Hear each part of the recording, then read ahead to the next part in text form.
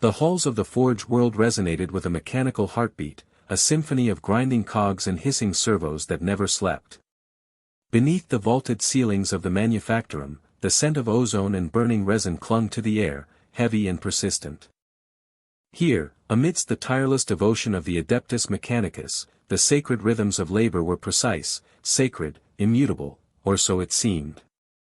In one shadowed corridor, a single tech priest paused, hand hovering over a cogitator, eyes narrowed beneath the ruby lenses of his augmetic visage. A misalignment, imperceptible to most, danced at the edge of his perception. A pin, a gear, a connection that should have been perfect whispered of imperfection. He traced the anomaly, tracing the smooth surfaces of the machine as if reading the lines of a scripture written in brass and steel. Nothing had failed, nothing was broken, yet the whisper lingered. Doubt, he realized, was a foreign sensation. It moved like smoke curling along the edges of understanding, neither heavy nor violent, but persistent. The Omnicia had created these machines, and through them, the universe was ordered. And yet, could there be a flaw? Could something be slipping through the vigilance of centuries? The thought was heretical in its very weight, and yet it refused to leave him. Through the towering windows, the distant glow of promethium furnaces bathed the corridors in an amber haze, a light that seemed both eternal and fragile. The tech priest's voice, monotone and modulated, murmured a litany of maintenance prayers, but each word felt hollow. He repeated them out of habit, not conviction, and the words themselves seemed to mock him. Somewhere, deep within the machinery, the whisper shifted into something more articulate, almost sentient, as if the very cogitator observed his hesitation with quiet amusement. Other priests passed, their robes brushing against the resin-stained floors, their masks shining with sanctified luster. They spoke in the voice of the machine, of logic, of holy procedure. They could not hear the whisper. They could not see the shadow that had settled in the tech priest's mind, a shadow that had no shape but felt like a hand pressing at the contours of his thought. He considered calling it an error in his augmetics, a misfire in the neurocircuitry implanted to enhance perception, yet even as he reasoned, the doubt grew. He could not stop noticing the subtle discrepancies, a sequence of cog rotations slightly off tempo, a heat vent running hotter than protocol allowed, the hum of servomotors that seemed almost impatient. By the time the day had waned into the red-stained twilight of the sky outside the manufactorum walls, the whisper had become a companion.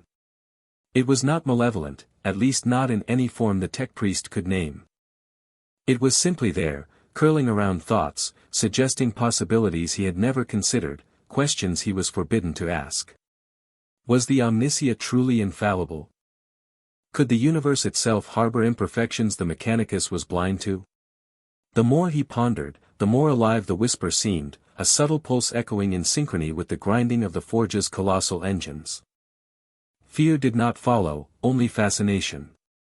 He lingered longer at each cog, each data slate, examining and re-examining, not for signs of error, but for hidden truths that might lie beneath the sanctified surface. There were no revelations, not yet. Only the stirring of a thought that perhaps devotion could coexist with questioning, that perhaps the line between obedience and understanding was thinner than doctrine would allow. And yet the line trembled beneath his touch, as fragile as glass in the grasp of a giant. He knew the liturgies would scold such curiosity, that the manipulus would frown at hesitation, yet he could not stop the drift of his mind. And then, as night fell and the dim emergency lighting bathed the hallways in a copper glow, he caught sight of something impossible. A shadow, or perhaps a reflection, across the polished brass of a conduit, shifting in a way no machine should. It was not his own movement, nor any trick of the light, but a deliberate, fleeting shape, a presence. The whisper sharpened, pressing insistently at the edges of his thought, nudging, coaxing. Was it merely fatigue, or had the first tendrils of corruption taken root? He did not know. He could not name it, could not call it by any term sanctioned by the machine cult. But he felt it, undeniably, and that feeling was enough to shatter the veneer of certainty he had carried all his life. The manufactorum hummed around him, indifferent, eternal, as if mocking the fragile human, or post-human, mind caught in its shadow.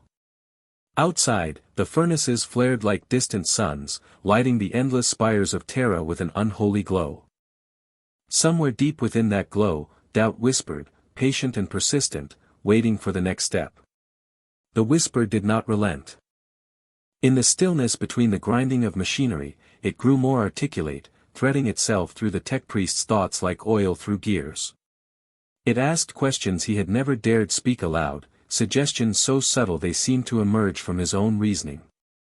Perhaps the Omnisia had overlooked something. Perhaps the sacred texts of the Mechanicus were incomplete, flawed in ways that centuries of ritual could not repair. Each idea carried with it a thrill, a dangerous, intoxicating warmth that contrasted sharply with the cold precision of the manufactorum. He found himself lingering in forbidden alcoves, hidden from the eyes of his peers. Here, the vents coughed blackened steam, and the floor was slick with resin that had hardened in chaotic patterns over decades. The whisper guided him to a neglected data slate, its screen flickering with the ghost of information long deemed obsolete. As he scrolled through arcane schematics and redacted blueprints, his mind felt simultaneously sharper and more unsettled. Nothing he saw directly contradicted the Omnisia, yet every pattern hinted at a mission, at secrets held just beyond the reach of sanctioned understanding. He traced circuits with trembling fingers, imagining the possibilities that had been deliberately obscured. Sleep became fleeting, a shallow affair filled with dreams of steel and shadow. In these visions, the manufactorum itself seemed alive, conduits shifting like veins beneath the floor, turbines pulsing with unspoken desire. Faces emerged in reflections, faces not human, yet eerily familiar, watching him with quiet scrutiny. He awoke each cycle more fatigued, but also more compelled. Doubt had become an addiction, subtle yet insistent, a low hum in every thought that he could neither silence nor ignore. Even among his fellow tech priests, he felt estranged. Conversations that had once flowed naturally now seemed rigid, artificially constrained. The words of liturgy sounded hollow, their rhythm mismatched with the rising cacophony in his mind. He found himself scanning colleagues for the faintest hint of awareness, a flicker of understanding, and when he saw none, the whisper grew impatient. It was no longer merely a shadow of curiosity, it was a presence urging him forward, suggesting that the first step into heresy was not destruction, but observation. The manufactorum's engines groaned in unison, a living chorus that underscored his isolation. Each gear, each piston, became a mirror for his growing unease. He traced the patterns of maintenance, comparing them to forbidden schematics stored in hidden sectors of the forge. Sometimes, the correlation was exact, other times, it was skewed in ways that seemed deliberate, almost playful. The whisper laughed in these moments, not aloud, but in thought, a vibration at the edges of consciousness that suggested a presence watching him test the boundaries of sanctioned knowledge. By the third cycle of this obsession, he no longer felt entirely himself. The augmetics that had enhanced his perception now amplified the whisper, translating subtle irregularities into vivid conjectures. He began to see connections that might not exist, feel intentions behind the machinery that should have been purely inert. He rationalized it as hyper-attunement, a deeper communion with the Omnisia, yet the feeling persisted, something else was at work. Something patient, something ancient, something that smiled at the very notion of doubt. And then the first tangible error occurred. A cog misaligned, a vent burst into flame, a servitor faltered and fell, sparks igniting against the resin-stained floor. The manufactorum roared with a sudden, violent crescendo, and the whisper became insistent, no longer a suggestion but a guide. Was this failure a flaw, or a test? Was it a warning, or an invitation?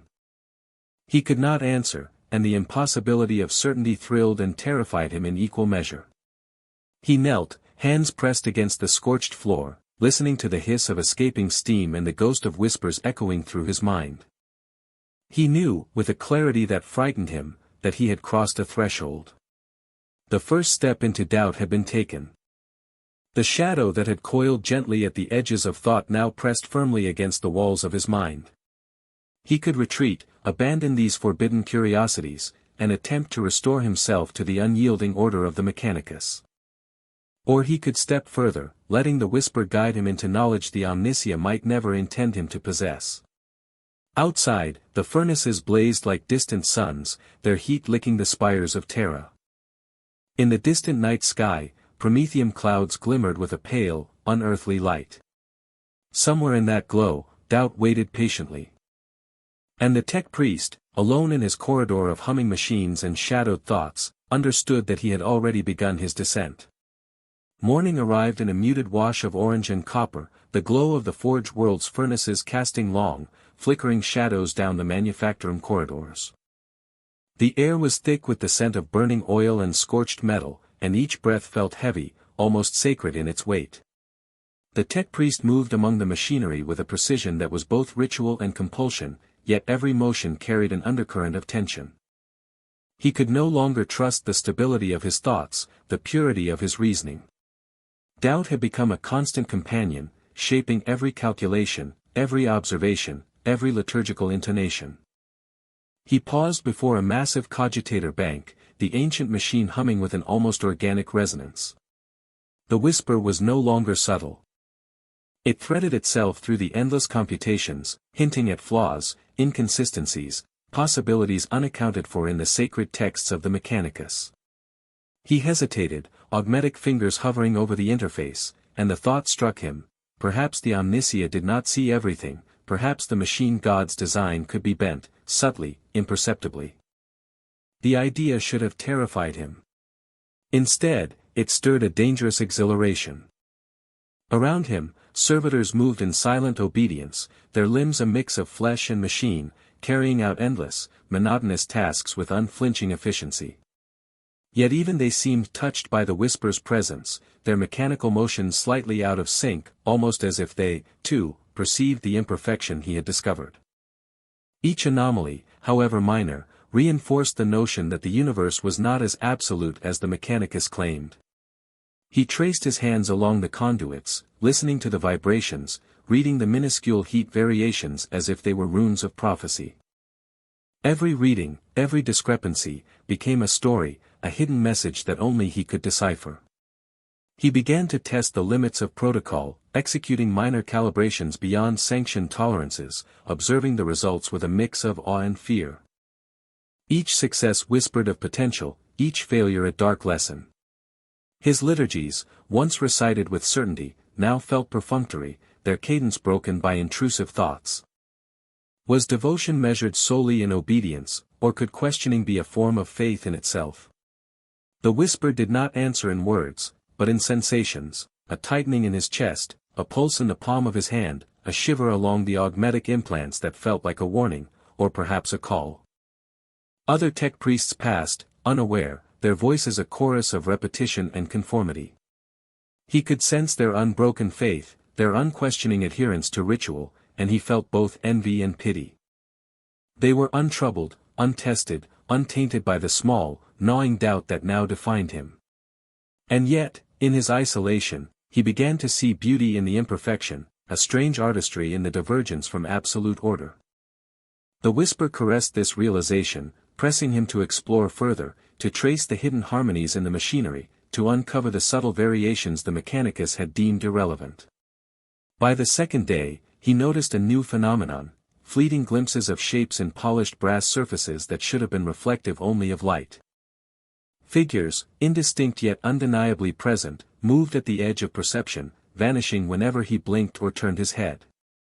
The whisper laughed then, not in sound, but in resonance, vibrating through the neural pathways augmented to detect perfection. It was a private amusement, a tease, and the tech priest could not help but respond with a mixture of fear and fascination. Each apparition, each anomaly, was a step deeper, a confirmation that doubt was no longer passive but active, guiding, shaping him. And so, by the third cycle of observation, the threshold had been crossed. He no longer simply noticed misalignments or minor errors. He anticipated them, predicted them, sought them out.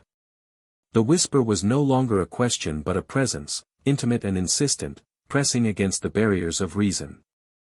To deny it was impossible, to ignore it, unthinkable.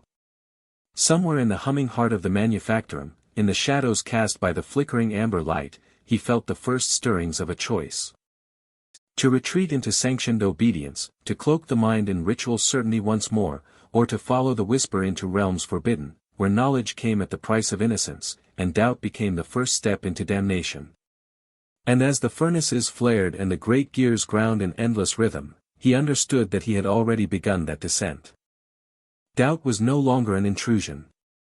It was the first mark, the silent herald of corruption, patient, subtle, inexorable. Outside, Terra loomed eternal and indifferent, the distant glow of Promethean clouds reflecting like eyes in the night sky. The whisper pulsed in harmony with the great engines of the manufactorum, waiting, urging, guiding, and the tech priest, alone, isolated, entranced, felt the first true touch of the warp's embrace. The first mark is subtle, almost imperceptible. It is not the fire of damnation nor the sudden collapse into heresy, it is the quiet, intoxicating recognition that there exists power beyond the sanctioned reach of the Imperium. On the battlefield, in the heart of a war-torn world, the Astra Militarum know it first as a whisper in the mind, a shadow at the edge of perception. For Sergeant Kalen of the 3rd Cadian, it came as a flicker in the smoke of a Promethean flare, the enemy movements anticipating his own thoughts with uncanny precision. He did not speak of it, how could he? To admit such a thing, in a company bound by iron discipline, was unthinkable. Yet he felt it, undeniable, and it sent a thrill that mingled uneasily with the fear curling in his gut.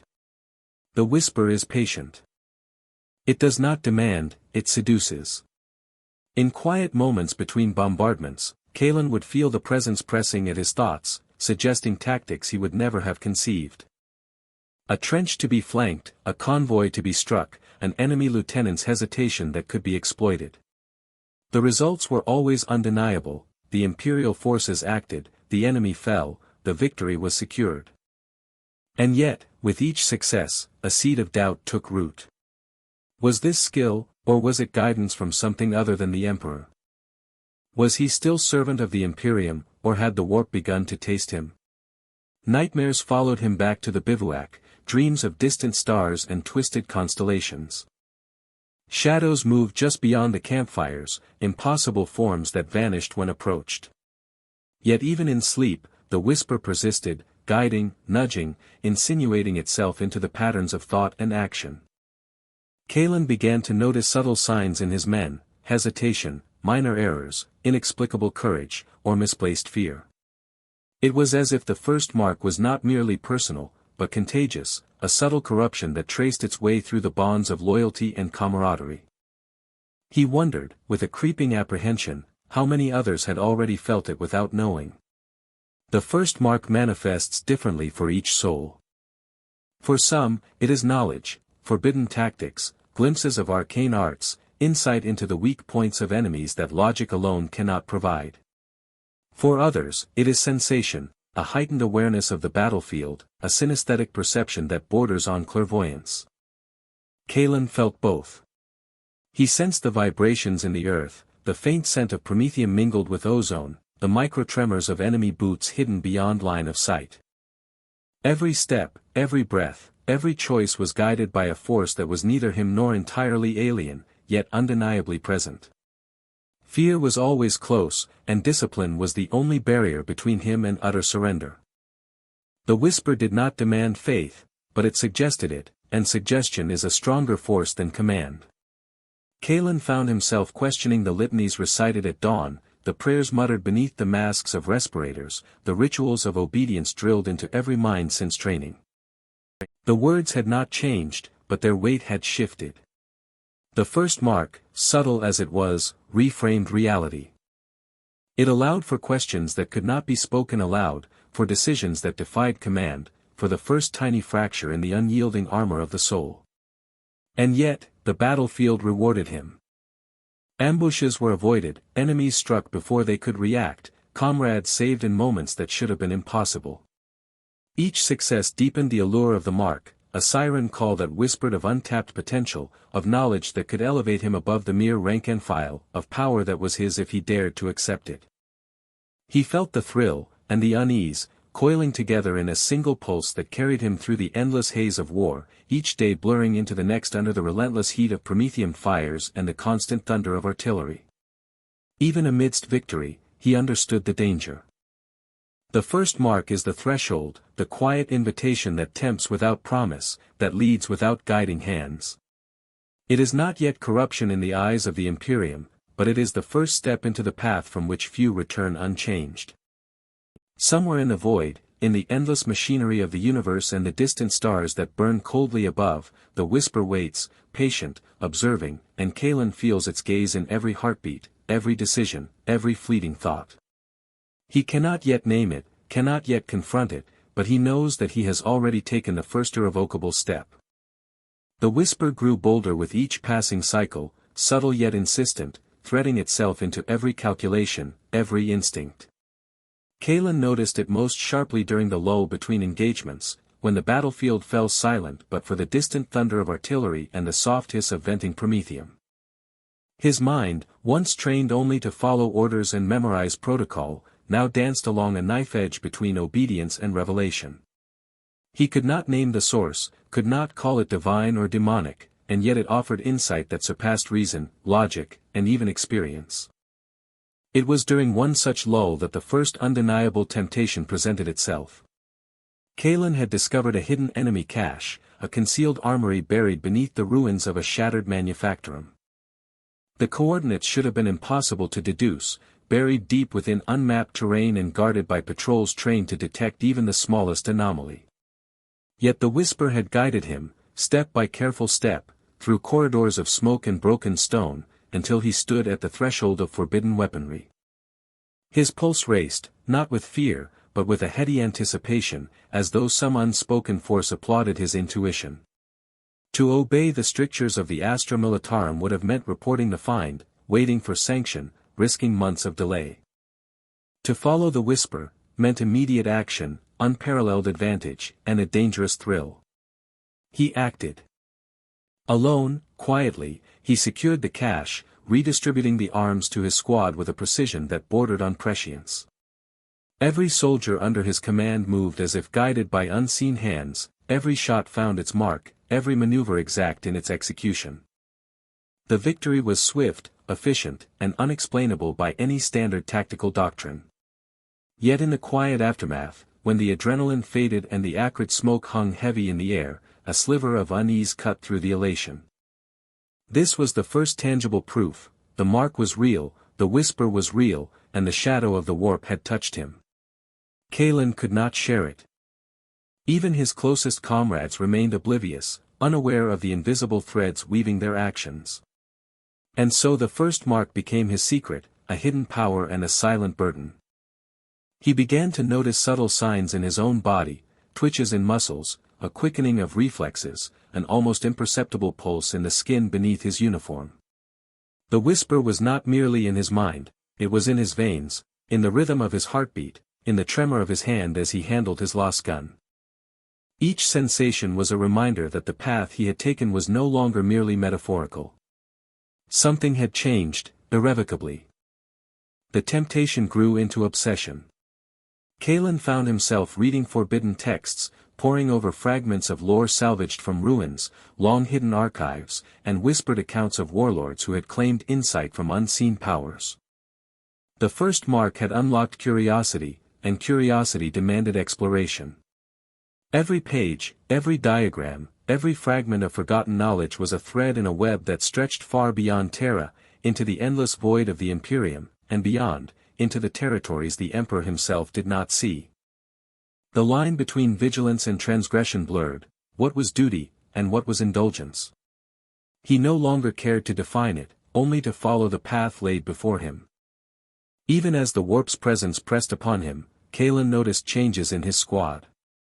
Soldiers he had trained alongside for years began to act differently, bravery heightened, reflexes sharpened, cohesion almost preternatural.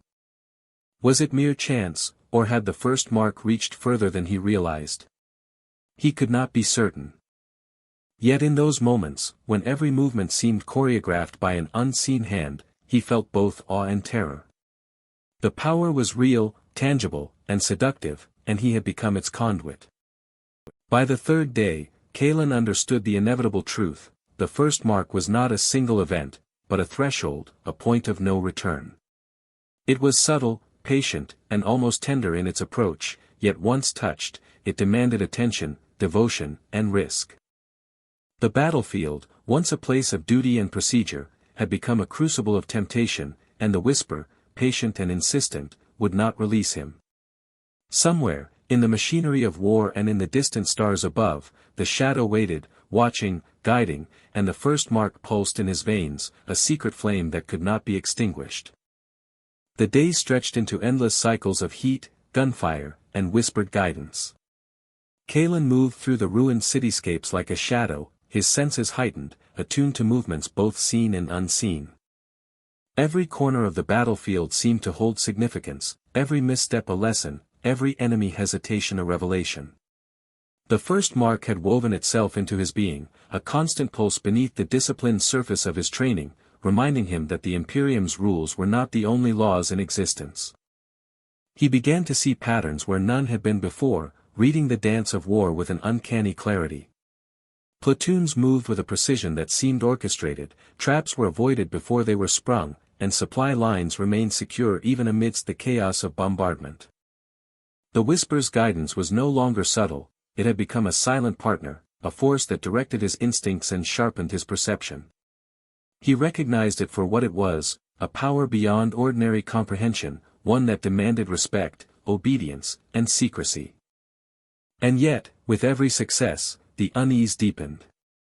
Kalen could not fully reconcile the victories with his loyalty to the Emperor. Were these triumphs truly a blessing, or a trap laid by forces that thrived on the corruption of faith and the erosion of certainty?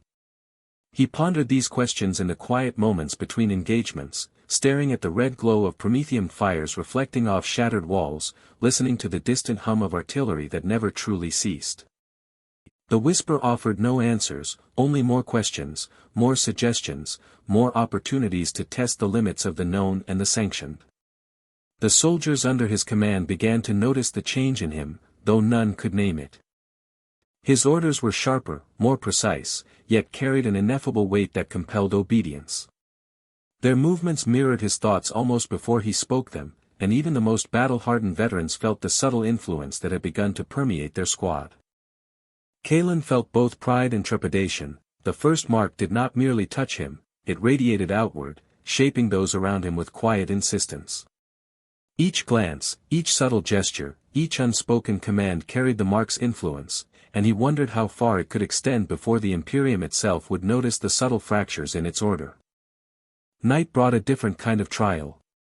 In dreams, Kalen found himself walking through corridors of machinery that stretched into impossible geometries, through skies torn with lightning that seemed alive with whispers, through shadows that promised knowledge at a price too high to name.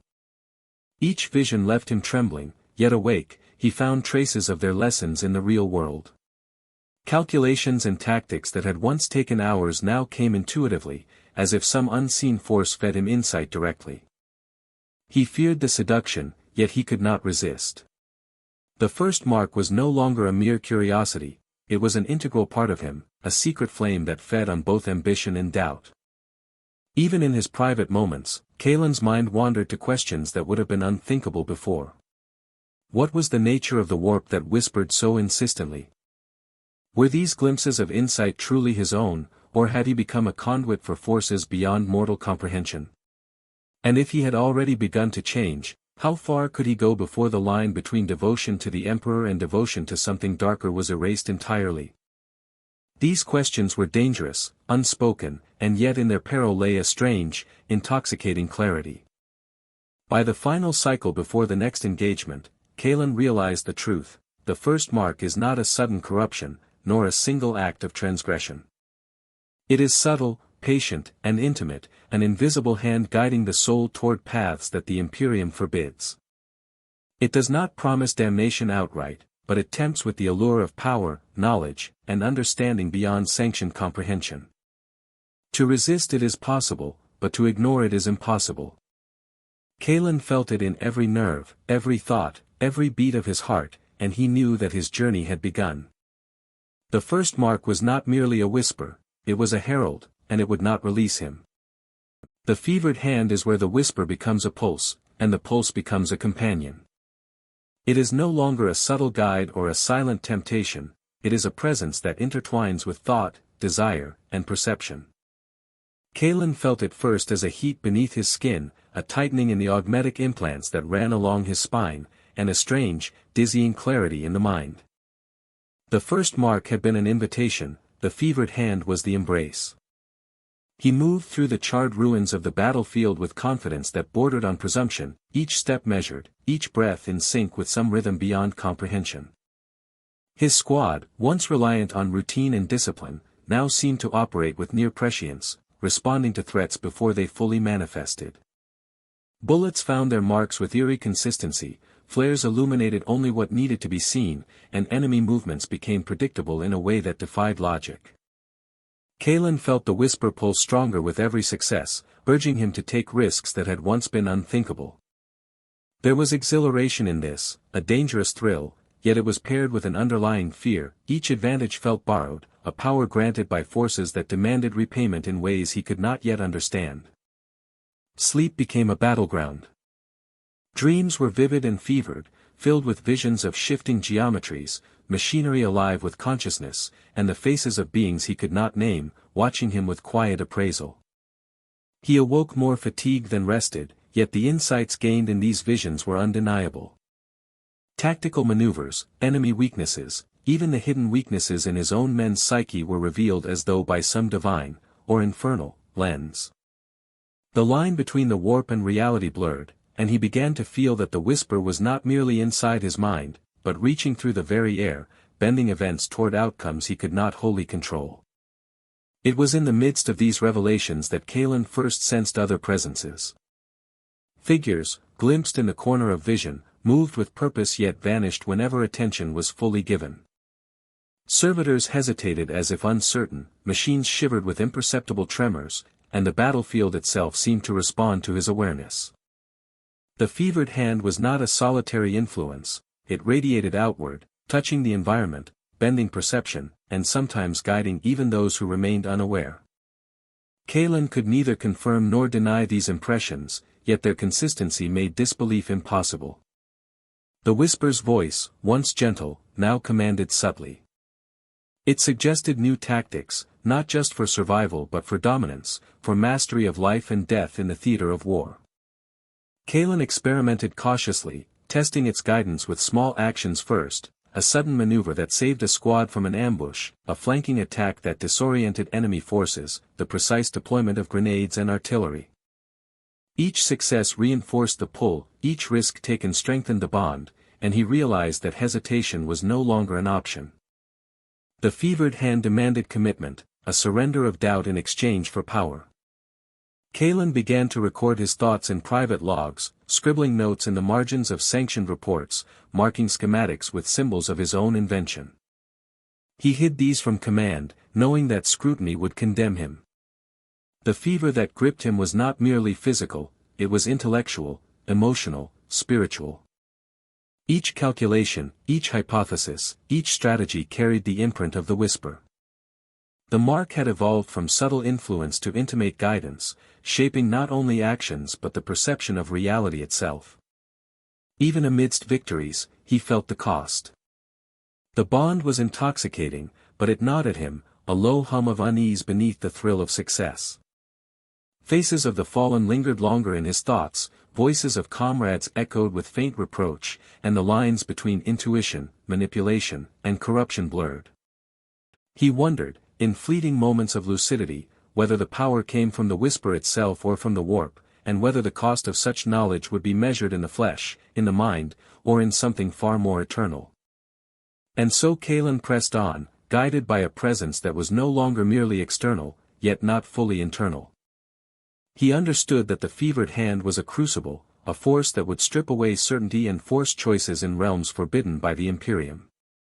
Each decision was a test, each success a temptation, each whisper a reminder that he had passed a point of no return. Somewhere in the shadowed fabric of the warp, the presence waited, patient and insistent, and Kalen felt the full weight of its embrace, knowing that the next level would demand more than cunning or skill, it would demand the surrender of all he had once believed unshakable. The fevered hand is deceptive in its intimacy. It does not seize the mind outright, nor does it announce itself with fire or clamor. Instead, it entwines itself with instinct, intuition, and desire, making the user complicit in their own unraveling. Kalen felt this truth in every movement, every breath, every heartbeat. The battlefield had become a theater not merely of war, but of revelation. Patterns unfolded before him with precision that seemed impossible, yet each insight carried a subtle dissonance, a whisper of doubt that reminded him of the unseen cost. It was during a night of relentless bombardment that the whisper revealed its most tangible influence. Kalen's squad was pinned within the ruins of a manufactorum, promethium fires licking the walls, artillery cracking like celestial thunder. The enemy's numbers were overwhelming, their strategies predictable yet deadly. He felt the whisper press against his mind, urging an unorthodox maneuver, a path that no commander would sanction, a tactic that defied conventional doctrine. The choice was perilous, the risk immense, yet instinct and compulsion overrode caution. With a single signal, he led his men through a collapsed corridor, emerging behind the enemy lines with uncanny precision. The ambush succeeded, but Kalen knew the victory was borrowed, gifted by a force he could not name. The whispers were no longer subtle. They suggested, they nudged, and occasionally they judged.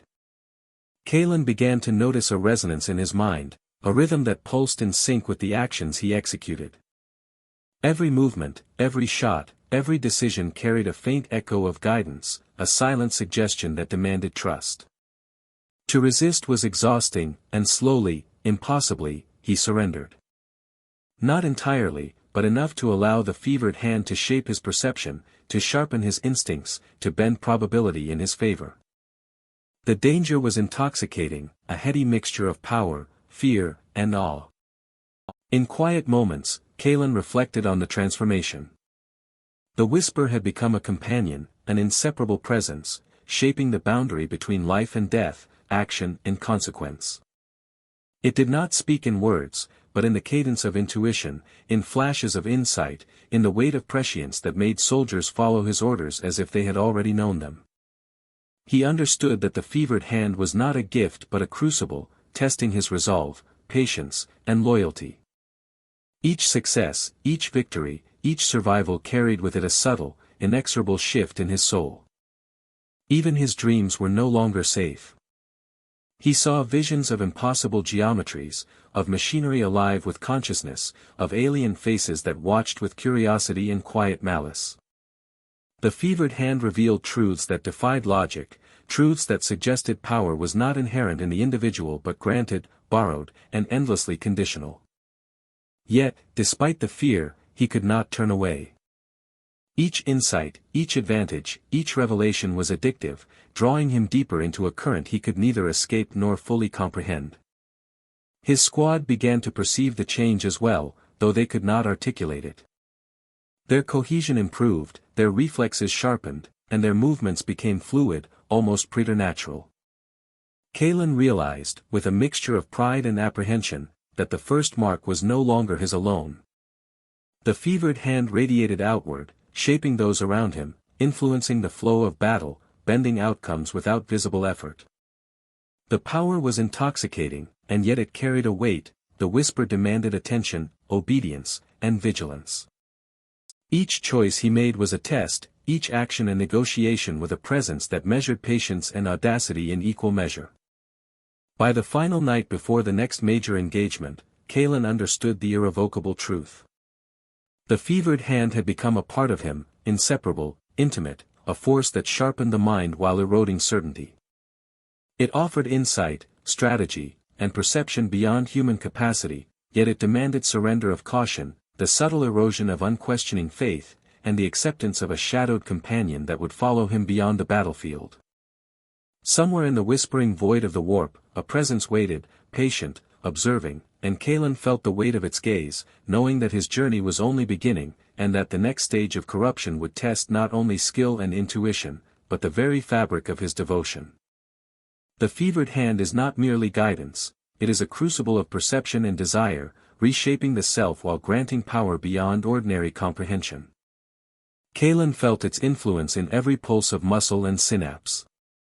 He could anticipate the recoil of weapons before they fired, read enemy movements in a blur of motion, and sense the faintest tremor in the earth beneath his boots. Each victory fed the presence within him, deepening the bond, sharpening the seduction. Yet, with each advantage, he felt the creeping erosion of certainty, the faintest tremor in the loyalty he had once carried like a shield. The whisper's rhythm grew insistent, urging more than survival. It suggested initiative where protocol demanded caution, audacity where doctrine mandated patience. Kalen found himself testing these suggestions, moving in ways that would have been forbidden to any ordinary sergeant. Each success emboldened him further, each failure, or near miss, etched a deeper understanding of the power he carried. The fevered hand did not punish, nor did it absolve, it simply measured, teaching through experience, guiding through subtle insistence, and pressing the boundaries of loyalty and morality with every step. One night, as the battlefield lay silent under the faint glow of distant promethium flares, Kalen wandered the ruins alone. The whisper was louder than ever, threading through his thoughts with urgency, hinting at possibilities unthinkable to ordinary men. He found himself before a collapsed structure, its steel beams warped and scorched, yet within it, hidden beneath rubble, lay a dormant arsenal, ancient and forbidden. The whisper urged him closer, suggesting strategies that defied all logic, tactics that promised victory but demanded risk. He hesitated for only a heartbeat before surrendering to the compulsion, moving through shadows with deliberate care, guided by the fevered hand itself. The operation succeeded with uncanny precision. Enemy patrols were diverted before they could react, traps avoided, and his squad emerged with weapons far superior to those officially sanctioned. In the aftermath, Kalen felt a thrill that was both exhilarating and terrifying. The fevered hand had not only enhanced his ability but had expanded his reach, influencing not only perception but the flow of events around him. Each soldier under his command had become unwittingly attuned to its rhythm, a reflection of the presence that now pulsed in him. The mark was no longer subtle, it was tangible, undeniable, and irreversible. Yet the cost was evident in quiet moments, when the adrenaline faded, and the whispers no longer offered guidance but lingered as questions. Were these victories truly his, or had he become merely a vessel? Could he still distinguish between intuition and influence, loyalty and surrender? Even as he pondered these doubts, he recognized the impossibility of retreat. The fevered hand was patient, but relentless. Each choice, each action, each victory tightened its hold, pressing him deeper into the shadowed embrace of the warp. In the solitude of the night, Kalen also glimpsed the perils of the fevered hand. Shadows shifted where none should exist, faces flickered in the corners of his vision, whispers that were not his own threaded through his mind. He sensed the subtle corruption creeping into the minds of those around him, the ease with which suggestion and influence spread through the bonds of loyalty. The first mark had been private, the fevered hand radiated, touching lives, bending outcomes, threading the warp's presence into the very fabric of the battlefield. By the final cycle of that campaign, Kalen knew he had passed the true threshold. He was no longer merely a sergeant guided by insight, he was a conduit, a node in a network of subtle influence, carrying the fevered hand within him. It granted power, precision, and prescience, yet demanded surrender, vigilance, and the slow, inexorable erosion of unquestioned faith. Somewhere in the distant darkness, beyond the reach of the Emperor's light, the whisper waited, patient, measuring, eternal. Kalen felt its gaze in every movement, every thought, every breath, and knew that the next level, the shattered sigil, would demand more than cunning or skill. It would demand the very soul itself. The shattered sigil is visible. It announces itself in ways subtle and unmistakable, marking the soul and body alike with traces of influence that cannot be ignored. Kalen felt it first as a tightening at the base of his skull, a low hum that resonated through the augmetic implants and seeped into the marrow of his bones. The fevered hand had grown, extending beyond guidance into presence, shaping thought and perception with an almost tangible weight. The battlefield itself seemed to bend to this influence, allies acted with uncanny precision, enemies faltered in inexplicable ways, and every action carried the echo of something greater than himself. Rumor always accompanies the shattered sigil. Soldiers whispered of officers and sergeants who had seen visions in flickering vox grills, or glimpsed impossible shapes in polished metal. Kalen could not dismiss these murmurs as coincidence.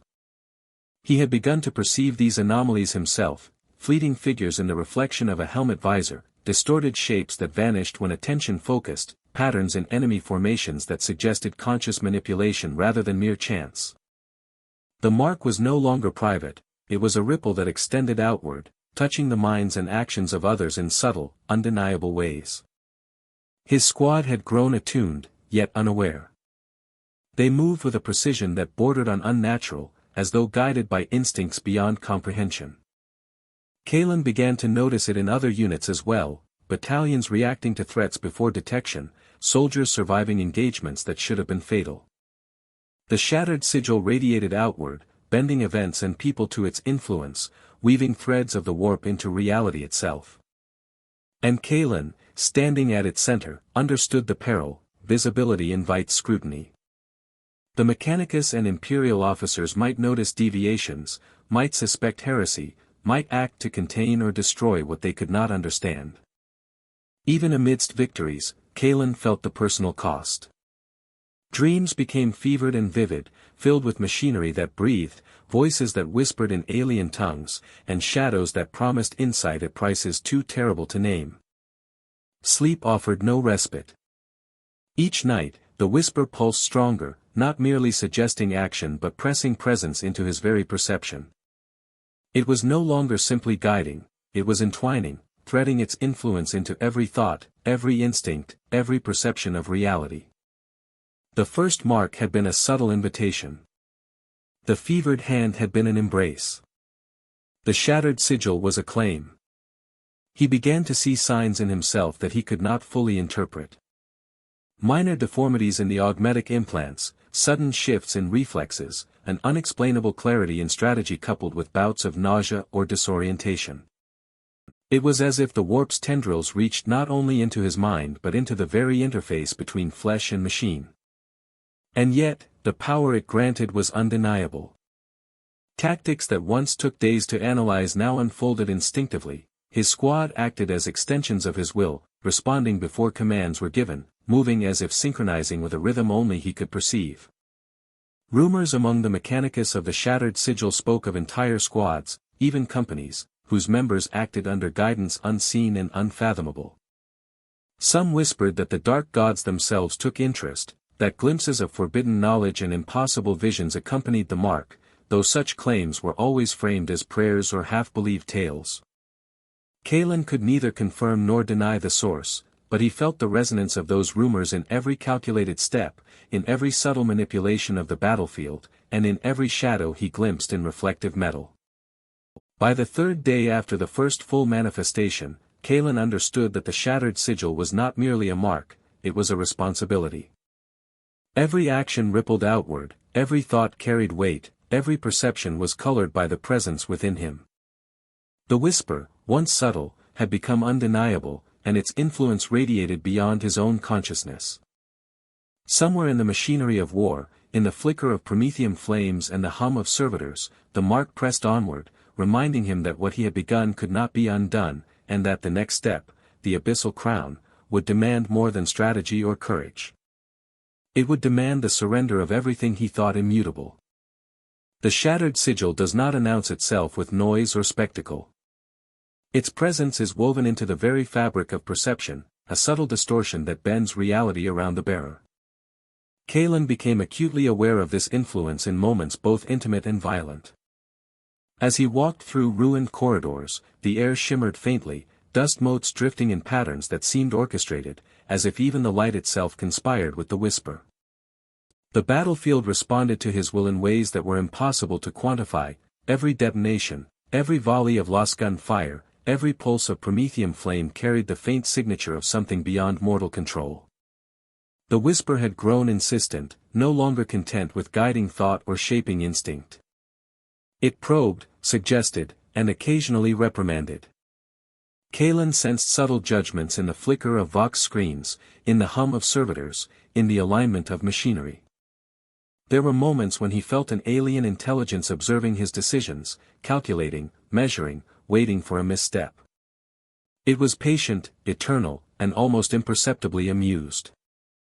The shattered sigil had transformed from influence into relationship, a constant dialogue between himself and an unseen presence whose motives could never be fully comprehended. Even his squad, unknowingly, began to mirror these changes. Soldiers moved with uncanny cohesion, anticipating Kalen's thoughts, executing maneuvers as though preordained. Yet each success carried a subtle unease, a whisper of culpability. They were not merely soldiers, they were instruments, extensions of a presence that existed beyond the understanding of mortal men. Kalen understood that with each tactical triumph, the mark's influence grew stronger, and with each ripple, the line between guidance and possession blurred further. The shadow of the warp pressed ever closer, and though he felt its weight, he could not resist its pull. The whisper revealed more than mere strategy.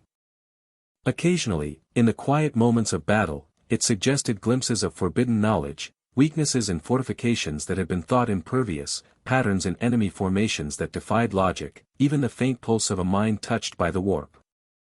Each revelation carried both benefit and cost. The power was intoxicating, yet Kalen felt the subtle erosion of his certainty, the slow corrosion of unquestioned loyalty to the Emperor. Faith had become flexible, pliable, and the shattered sigil demanded acknowledgement of forces the Imperium would condemn if known. Nightmares followed him relentlessly. Dreams were filled with machinery alive with intent, faces without name watching from the shadows, and corridors of impossible geometry that twisted with every blink. Each vision left him more alert, more perceptive, yet more hollow. Sleep became a liminal space where the whisper pressed hardest, insinuating itself into memory, into instinct, into imagination. The fever of understanding was a flame that burned away certainty, leaving insight and fear in equal measure. Kalen awoke each day more capable, more prescient, and yet more isolated, the presence within him growing in influence and audibility. By the third day, Kalen sensed that the shattered sigil's mark could no longer be contained. It radiated outward, subtly shaping the perceptions and actions of those around him. Patterns emerged among entire units, movements synchronized in ways that suggested an unseen hand guiding events.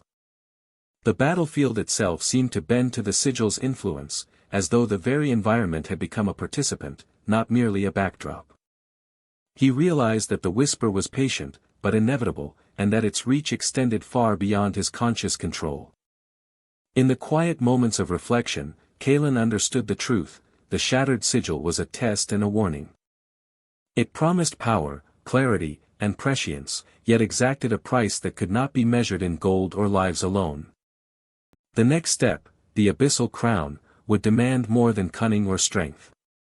It would demand the surrender of all certainties, the acceptance of forces that could consume the self entirely.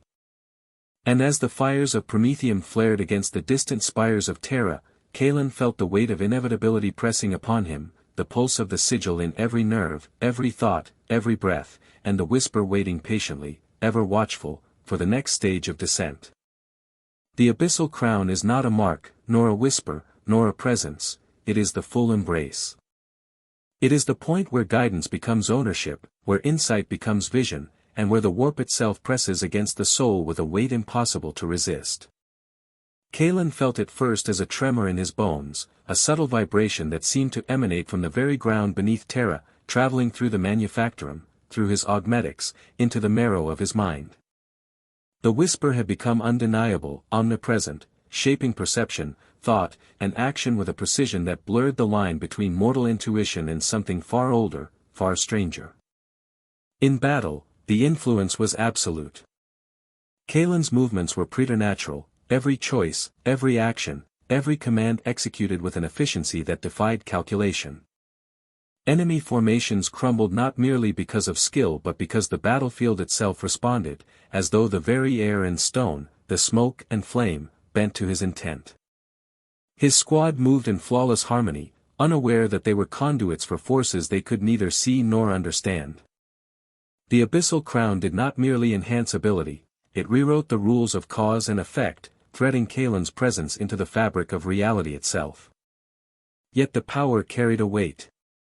He felt it pressing on his mind, threading through his augmetics, echoing in the chambers of his skull, whispering truths that were at once impossible and irresistible. The fevered hand had guided, the shattered sigil had tested, the abyssal crown claimed.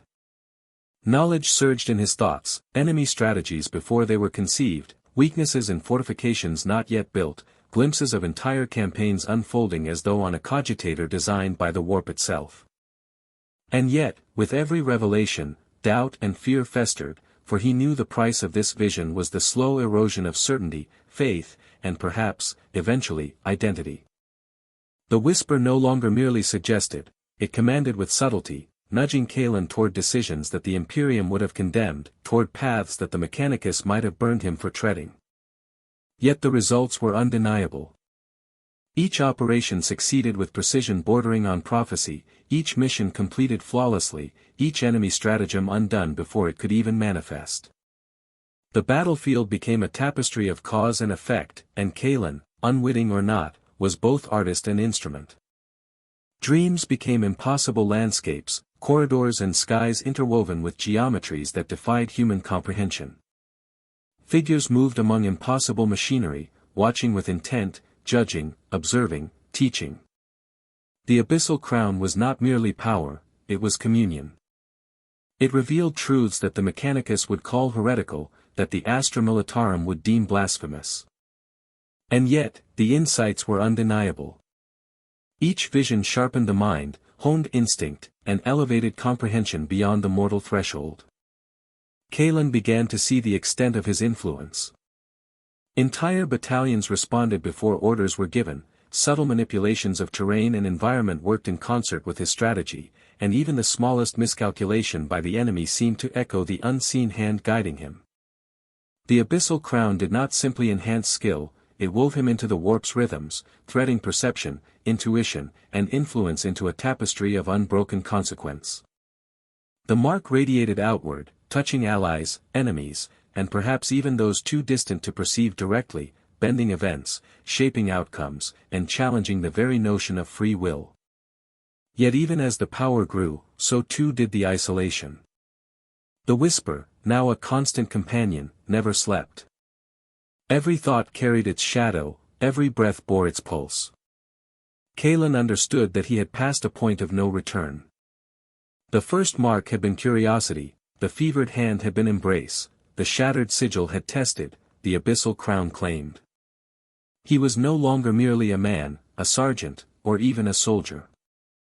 He was an instrument of influence, a node in a web that extended beyond comprehension, threading the warp into the heart of Terra itself. And somewhere, in the distant darkness, beyond the reach of the Emperor's light, the presence waited, patient, eternal, watching as the crown settled upon him, and the universe shifted subtly in response to his command. The abyssal crown had chosen its vessel, and Kaelin had accepted, willingly or not. The crown weighed heavier than any helm, yet it rested not on bone or steel but on the mind itself. Kaelin felt its presence in every nerve ending, every augmetic interface, every pulse of his heart. It was a convergence of the warp, the battlefield, and the whisper, a symphony of influence that surpassed mortal comprehension. With it came visions that transcended time and space, where the movements of armies, the fall of worlds, and the shifting tides of the Imperium all unfolded as though on a cogitator of impossible scale. He could perceive patterns that no mortal mind could follow, anticipate decisions before they were made, and bend the threads of action to his intent. Yet this insight was double-edged. For every enemy foiled, every victory secured, Kaelin felt the crown carve deeper into his being. It demanded awareness of consequences he could not unsee, civilians caught in crossfire, comrades sacrificed in maneuvers no one else would understand, worlds shattered in the balance of strategy.